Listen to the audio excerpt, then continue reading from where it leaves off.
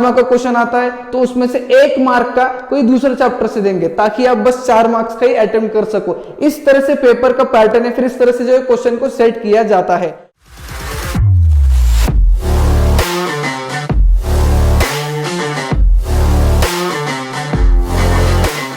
हाय नमस्कार दोस्तों, मैं सर्व आपका एडुगता में स्वागत करता हूं।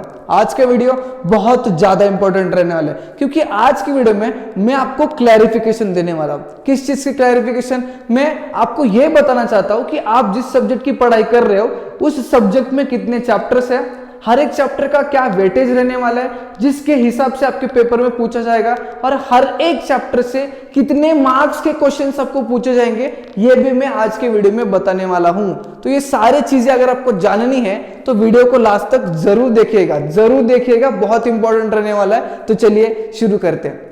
इस टाइप का similar same kind of video मैंने पिछले साल भी बनाया था, जो पिछले साल के पेपर पैटर्न के हिसाब से और जितना मैंने स्टडी किया उसके हिसाब से मैंने बनाया था।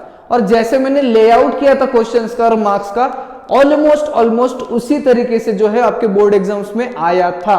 तो इस साल भी मैंने ट्राई किया है आपको बेस्ट लेआउट दे सकूं जिसमें मैंने सारे चैप्टर्स, उनके weightage with option without option दोनों बताए, और साथ ही साथ हर एक चैप्टर में से कौन से मार्क्स के क्वेश्चंस पूछे जा सकते हैं ये भी मैंने बताया है, ताकि आपको क्लैरिफिकेशन मिले और आप उस पर्टिकुलर टॉपिक पे या फिर उस पर्टिकुलर चैप्टर पे ज्यादा फोकस कर सकोगे। समझ में आया?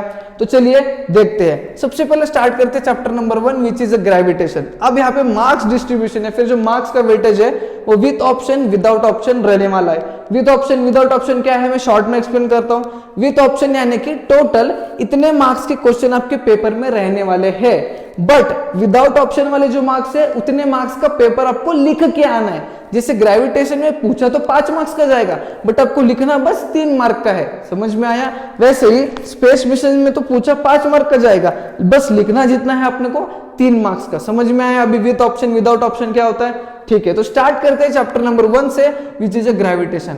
अब ग्रेविटेशन में 5 मार्क्स का पूछा जाएगा, 3 मार्क्स का लिखना है। अब क्वेश्चंस की पॉसिबिलिटी क्या है?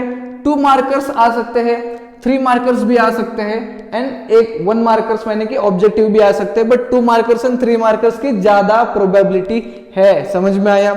बात करते हैं चैप्टर नंबर 2 की, पीरियोडिक क्लासिफिकेशन ऑफ एलिमेंट्स। अब पीरियोडिक क्लासिफिकेशन ऑफ एलिमेंट्स में पूछा तो जाएगा वैसे 6 मार्क्स का, लिखना है 4 मार्क्स का। समझ में आया? अब इसमें आपको 1 मार्कर रह सकता है, 2 मार्कर रह सकता है, 3 मार्कर रह सकता है, और मैंने यहाँ पे 5 मार्क्स भी लिखा है और उसके नीचे अंडरलाइन भी किया है। अंडरलाइन क्यों किया है मैं आगे जाके बताता हूं, बट इतना ध्यान में रखना इतने सारे क्वेश्चंस, मतलब ये सारे के सारे तो नहीं आएंगे, इसमें ऑप्शन है। फॉर एग्जांपल 3 मार्कर आता है तो 3 मार्कर के साथ एक 2 मार्कर और एक 1 मार्कर आएगा। समझ में आया? यानी कि 3 मार्क का क्वेश्चन, 2 मार्क का क्वेश्चन, 1 मार्क का क्वेश्चन साथ में आएगा। 5 मार्क का क्वेश्चन आता है तो उसमें से 1 मार्क का कोई दूसरे चैप्टर से देंगे ताकि आप बस 4 मार्क्स का ही अटेम्प्ट कर सको। इस तरह से पेपर का पैटर्न है, फिर इस तरह से जो है क्वेश्चन को सेट किया जाता है। बट ये अंडरलाइन क्यों किया है ये मैं बाद में बताता हूं, जिसके लिए आपको वीडियो को थोड़ा आगे तक देखना पड़ेगा। बात करते हैं चैप्टर नंबर 3 की which is chemical reactions and equation.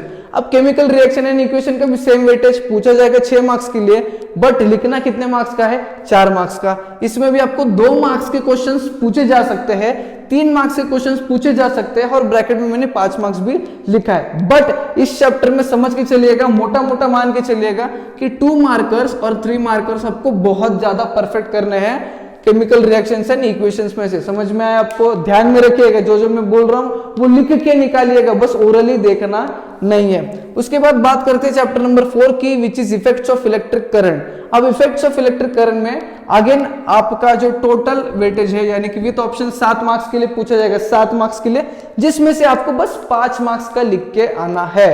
Again इसमें भी मैंने बोला 1 मार्क का क्वेश्चन यानी कि ऑब्जेक्टिव आ सकता है, 2 मार्कर्स 2 मार्क के क्वेश्चन भी आ सकते हैं, और 5 मार्क्स का एक क्वेश्चन सिंगल भी आपको दे सकते हैं। समझ में आया? अगेन मैंने यहाँ पे अंडरलाइन किया है, बताता हूं आगे क्या होने वाला है वो।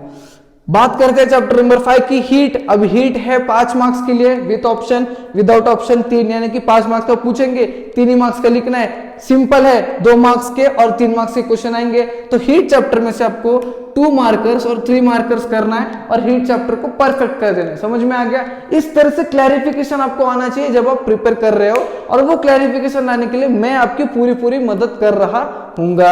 अगले चैप्टर की बात करते हैं, chapter number 6 which is refraction of light. Refraction of light वैसे तो 7 मार्क्स का है, विथ ऑप्शन हाईएस्ट वेटेज है इसका भी, और विदाउट ऑप्शन 5 मार्क्स का पूछा जा सकता है। बट मेरे हिसाब से मुझे लगता है कि 3 मार्कर्स और 2 मार्कर्स इंक्लूडिंग 1 मार्क के ऑब्जेक्टिव इसमें से इंपॉर्टेंट पूछे जा सकते हैं। किसमें से? रिफ्रैक्शन ऑफ लाइट में से मेरे हिसाब से 3 मार्कर्स और 2 मार्कर्स के बहुत इंपॉर्टेंट क्वेश्चंस पूछे जा सकते हैं। तो 3 एंड 2 मार्कर्स मतलब 3 या 2 मार्क्स के क्वेश्चंस को परफेक्ट करना इस चैप्टर के। अगले चैप्टर की तरफ बढ़ते हैं, which is lenses. Lenses 6 marks का with option, 4 marks without option. 6 marks पूछा जाएगा, 4 मार्क्स का लिख के आना है। अगेन लेंसेज में भी मैंने 5 मार्क्स का क्वेश्चन, 3 मार्क्स का क्वेश्चन, 2 मार्क्स का क्वेश्चन और 1 मार्क्स का क्वेश्चन पूछा जा सकता है, ऐसा बताया है।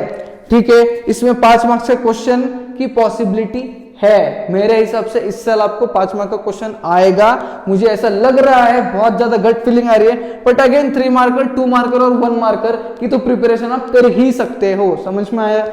अगले चैप्टर की तरफ बात करते हैं, विच इज मेटलर्जी। मेटलर्जी वैसे तो 6 मार्क्स का है, with option without option 4 marks, same weightage जैसे ऊपर का था। और इसमें भी मैंने आपको बताया 3 markers and 2 markers. Again metallurgy में आपको ग्रीन सिग्नल मिल चुका है, जिसकी मदद से मेटलर्जी के 3 मार्क्स के क्वेश्चंस और मेटलर्जी के 2 मार्क्स के क्वेश्चंस आप पूरे परफेक्ट कर सकते हो, ताकि उस चैप्टर में से क्वेश्चन पूछा जाएगा तो हमारे मार्क्स कटे नहीं। समझ में आया? ओके, नेक्स्ट बात करते हैं चैप्टर नंबर 9 की, carbon compounds. Carbon compounds again one of the most important chapter in science 1। Carbon compounds भी 7 मार्क्स का आता है, with option without option 5 marks का पूछा जाएगा। और इसमें आपको 5 मार्क्स का एक क्वेश्चन पूछा जा सकता है, 3 मार्क्स का और 1 मार्क्स का क्वेश्चन भी पूछा जा सकता है। समझ में आया आपको? कोई डाउट है इसमें? Last chapter is space mission. Again ये भी छोटा वेटेज है, 5 मार्क्स का पूछा जाएगा, 3 मार्क्स का लिख के आना है, जिसके लिए आपको 3 मार्कर, 2 मार्कर और 1 मार्क्स के ऑब्जेक्टिव्स भी पूछे जा सकते हैं। अब हम लोग बात करते हैं, ये जो रेड अंडरलाइन मैंने किया है, अब जो 5 मार्क्स के क्वेश्चन है, 5 मार्क्स के जो लास्ट क्वेश्चन आपका रहने वाला है, उसमें 2 क्वेश्चन देंगे और में। ठीक है, अब मेरे हिसाब से जिन जिन चैप्टर में मैंने क्वेश्चंस को अंडरलाइन किया है, उन्हीं चैप्टर में से आपको 5 मार्क्स के क्वेश्चंस पूछे जाने वाले हैं। इसका मतलब अब इन 4 चैप्टर्स में से अगर सारे जो पॉसिबिलिटी है 5 मार्क्स के लिए पूछे जाने वाले, उन क्वेश्चंस को प्रैक्टिस करते हो, या फिर इन चैप्टर्स में से जो बड़े वेटेज रहने वाले कंसेप्ट्स है उनको अच्छे से पढ़ते हो, लिखने की प्रैक्टिस करते हो, तो इन्हीं 4 चैप्टर्स में से आपके 5 मार्क्स के जो क्वेश्चंस है पूछे जाएंगे। और जिसकी अगर आप प्रैक्टिस करोगे तो ये 5 मार्क्स आपके खाते में यानी आपके अकाउंट में जाने वाले हैं। इसको बिल्कुल भी लूज मत करना। मैं इतना तो आपको बता ही रहा हूं कि इतने 4 अगर चैप्टर्स आप 5 मार्क्स के लिए प्रिपेयर करते हो, तब भी आपके 5 मार्क्स कहीं नहीं जाएंगे। And in the similar way मैंने आपको 3 मार्कर्स और 2 मार्कर्स भी बताया है, कौन कौन से चैप्टर्स में से ज्यादा पॉसिबिलिटी है आने की, तो उस तरह से प्रिपेयर करना।